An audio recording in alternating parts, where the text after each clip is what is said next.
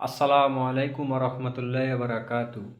প্রিয় দেশবাসী, আমি একজন জুলাই যোদ্ধা।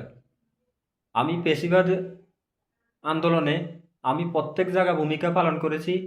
আমি স্বৈরাচার পতনের জন্য আমি জীবন বাজি রেখে আমি লড়াই করেছি, যুদ্ধ করেছি। তখন আমাকে হত্যার হুমকি দেওয়া হয়। বিএনপির সন্ত্রাসী দলের লোকেরা আমাকে জবাই করবে, আমাকে হত্যা করবে, এই সমস্ত কথা বলে বলে তারা আমাকে হুমকি দিতেছে। শেরপুরে বাংলাদেশ জামাত ইসলামের নেতাকে হত্যা করা হয়েছে। একের পর এক তারা বাংলাদেশ জামাত ইসলামের নেতাকর্মীদেরকে হত্যা করতেছে, জায়গা জায়গা তাদেরকে মারতেছে। কিন্তু তারা কখনো প্রতিবাদ করে না। বিএনপির বিএনপির লোকেরা যেভাবে হত্যা, খুন, এই মা বোনের হিজাব টানাটানি করতেছে, মা বোনদের হিজাব টেনে এক নারীকে বলতেছে তোর হিজাব ছিঁড়ে ফেলবো। এগুলি বলে বলে তারা আজকে মানুষকে হয়রানি করতেছে, মানুষকে ক্রিটিসাইজ করতেছে। তো আমি কোনো জাহেলের রক্তচক্ষুকে পরোয়া করিনি। আমাকে হুমকি দিয়েও থামানো যাবে না, কারণ আমার ইউটিউব চ্যানেল আছে, আমি সোশ্যাল মিডিয়াতে কাজ করি।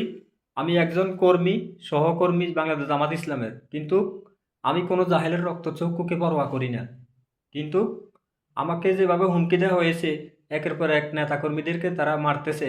তারা এগুলি জঙ্গি নাটক সাজানোর জন্য তারা চাইতেছে আওয়ামী লীগ যেভাবে জঙ্গি নাটক সাজাইছে, তারা এইভাবে যখন জামাত ইসলামের কর্মীরা বিএনপির লোকদেরকে মারবে, তখন তারা বলবে এই যে জঙ্গি, মিডিয়ার মধ্যে তারা প্রচার করবে।